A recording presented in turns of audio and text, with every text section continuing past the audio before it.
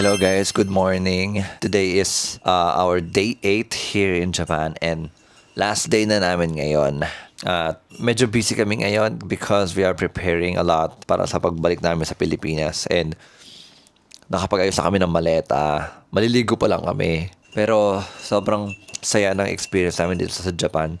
Kahit na ang dami naming hindi alam, dami namin mga bagay na throughout the process namin siya nagawa. Pero sobrang interesting, sobrang exciting ng mga nangyari sa amin dito. And ayun, we're just very grateful that we're here.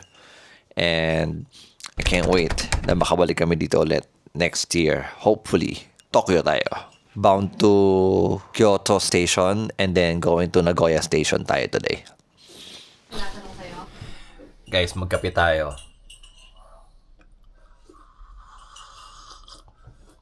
Panlaban sa buong maghapon to. Kailangan natin to pang energy booster. Para makabuha tayo ng mga mabibigat na maleta ngayong araw na to. Hindi tayo nakapag-matcha dito kasi hindi ikaw nagmamatcha. Ayoko ng matcha. Mali mo dito, gusto mo siya. No, I don't like matcha, guys. Para siyang parang kumakain ng damo. Something, parang gano'n. I don't like it. It's not for me. Hey guys. Current situation sa labas. Okay naman na. Hindi na siya maulan. Sana hanggang mamaya hindi na maulan dahil madami kaming dalang maleta. Ayaw natin na mamroblema syempre. Oh, ganda no. Hindi ko na ma-open guys kasi bawal yata. Tapos ito na yung mga maleta natin guys. Maaga kami natulog kagabi, maaga rin kaming gumising para maayos tong lahat ng to. Hopefully, wala tayong maging problema sa mga dalahin natin. Ayan, ito yung 20 kg natin. Tatlong 7 kg. Pero ito dapat, ano to? Ito 7 kg dalawa. Ito 20 kg dapat to, pero ang liit lang kasi niya. Pero nakaset talaga siya ng 20 kg. Hindi natin anong gagawin natin mamaya. Baka makagawa tayong paraan. Hindi ko na tayo guys.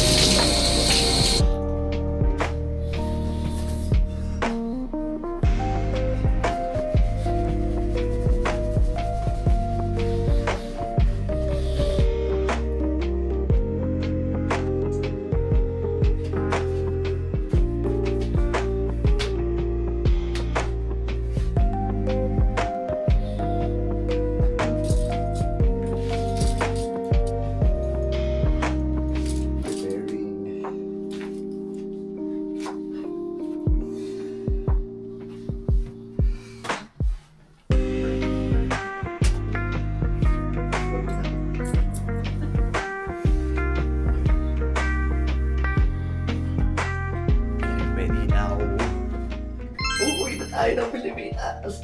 Back to work na naman. Mag-work tayo ng mabuti Pero para makabalik ulit dito. but we're grateful na nakarating kami ng Japan. Magtatrabaho na naman tayo ulit sa Pilipinas para Pagbalik dito. makabalik sa Pilipinas. Makabalik! Hindi. Para makabalik sa Japan. Whew! Grabe. Preparing. Watch. My watch here.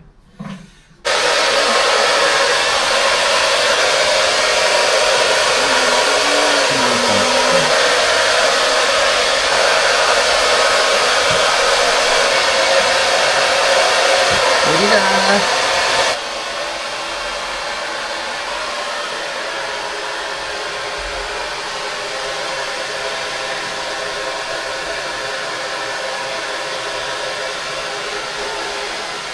Okay guys, let's go na. Alis na tayo. Check out na natin. At Naway, makarating tayo ng Kyoto Station ng matiwasay, makabalik sa Nagoya at makabalik sa Pilipinas within this day. Of course, syempre. Dapat lang. Let's go. Mamimiss namin ang Japan. Pero kailangan namin umuwi. So, let's go na. Yung keycard na sa'yo, di ba?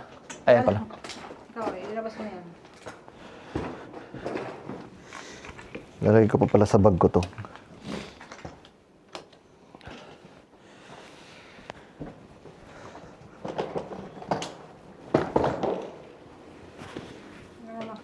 Tara, let's go na. Hi guys, we're now leaving Waka Kyoto Kawaramachi Hotel. Ang ganda ng weather ngayon, oh. Maaraw na siya ngayon. Kung kailan naalis na kami. Mga luggages namin.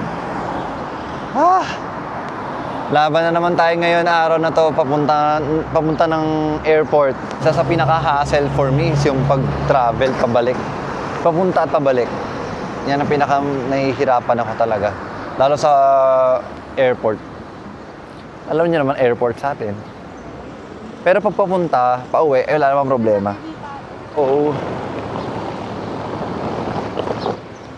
Abang tayong taxi, guys. Kasi nakakahiya, ang laki ng mga luggages namin. Hindi namin pwede itong isakay sa bus. Kasi nakalagay doon, nakita ko na bus ako kagabi. Bawal daw magdala ng sobrang laking luggages sa bus. Nakakahiya naman sa mga iba pang sumasakay. Kasi minsan napupuno siya. Uy, ibon pa. Kaloka.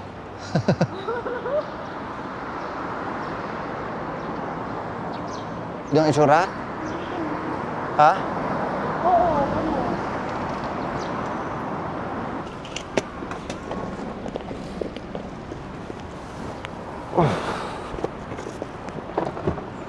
Mars.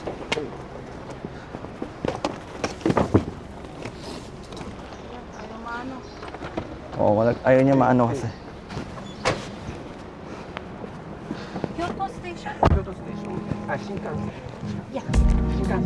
Shinkansen. Hi. Taxi tayo, guys. Nagmamadali na tayo eh.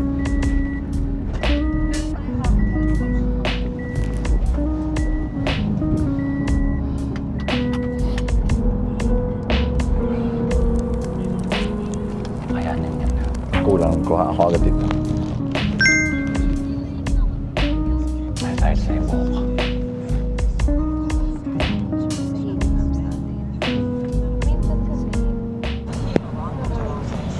Meron pang screen dyan. May advertisement tayo dito. Hindi ko maintindihan, guys. Pero may nakasulat dyan. I will miss Japan. We will see you next time. Babalik kami dito for sure.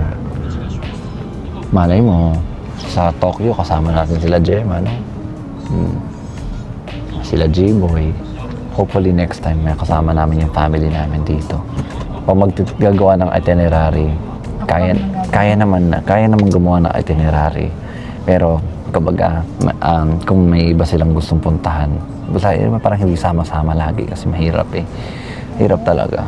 Kunwari magbabas sila sarili nila. Magbabas sila, mag-train sila sarili nila. Kung may gusto silang puntahan. Kasi parang hindi hassle. Mahirap kasi pag sama-sama nakita namin yung mga kasama namin sa trip. Nagkamali ka sa isang pupuntahan. Lahat na kayo nagkamali. Kaya niyo ba yun? Matatanggap niyo ba yun? No. Kasi kailangan mo ng mahabang pasensya pag nalilito ka. Kami sanay na kami, unti-unti na nasasanay na kami ng asawa ko na pag nawawala kami, consider na namin yun na lost time na yun. Oh, diyan kami galing kahapon, guys. Oh. Kasi dito na rin naman tayo sa Kyoto Station. Ayan na siya. Oh. Ayan oh.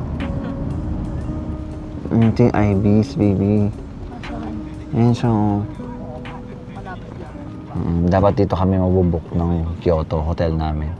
Kasi malapit siya sa Kyoto Station. Tapos malapit siya sa sasakyan namin ng bus papunta ng Amano kasi dati. Pero we chose na lang yung sa Waka Kyoto kasi goods yung itsura niya. Near sa Gion district naman. And marami rin kainan. May mall din. You need to consider before booking a flight to Japan is yung hotel din. Hindi naman pwedeng pumunta ka dito nang wala kang hotel. And you have to be very intentional with the hotel that you're going to book. Intended talaga sa travel mo at alam mo yun, magiging accessible siya sa mga pupuntahan nyo.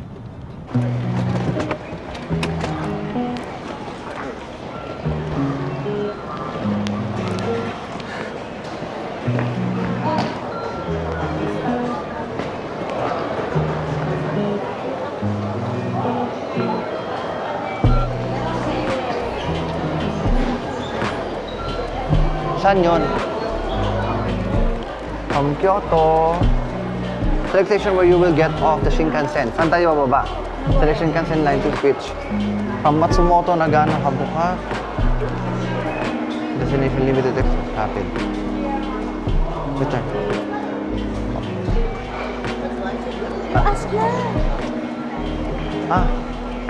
Sumimasen.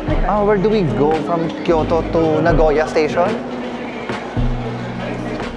This one. Arigatou gozaimasu. Pwede mong dagdag. Asan yung malimang daan? Current situation natin ngayon dito, guys.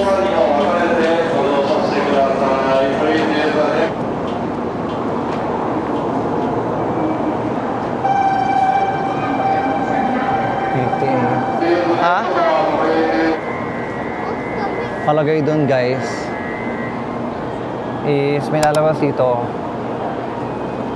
Hikari Hikari 702 Reserve Nozomi 88 yan sa amin. Ito yung tsura ng ticket nila, Shinkansen. Nagsarado na. Depart na.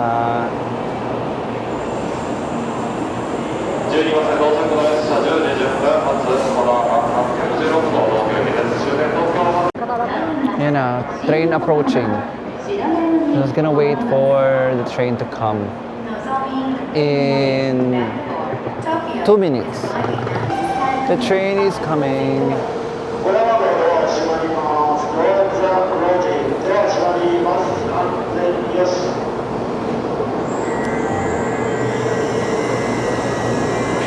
Nozomi 88. May mga information na nakasulat.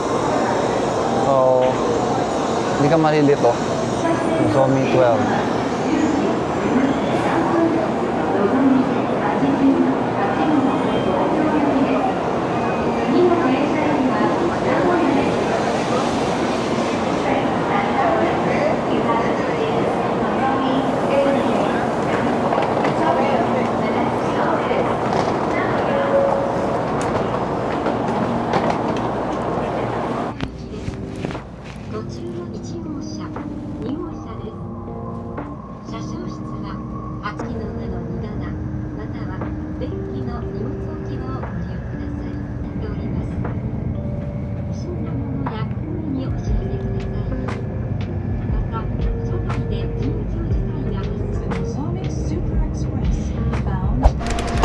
We're now headed to Nagoya Chugosen International Airport dahil papalipit na ang ating flight papunta ng Pilipinas. Nandito na tayo ngayon sa ating boarding gate.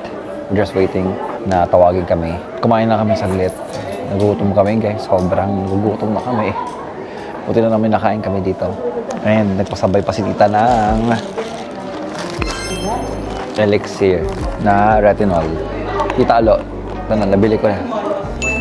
Naka-promo pa to ha. Solid yan. Let's go home. May miss ko ang Japan. Ipon na lang ulit ng pera para makapag-travel ako pabalik sa Japan. Hopefully next year Tokyo, please. Sana next year Tokyo talaga. I'm gonna work harder this year so we can save up and be in Japan again next year. And sana kayo din magsipag, magtrabaho para ipon para makapunta rin ng Japan. Sobrang ganda dito, guys. It's gonna be worth it. Super duper worth it. Makalabas kayo ng Pilipinas. Sobrang makikita nyo kung gaano kaganda sa labas ng bansa.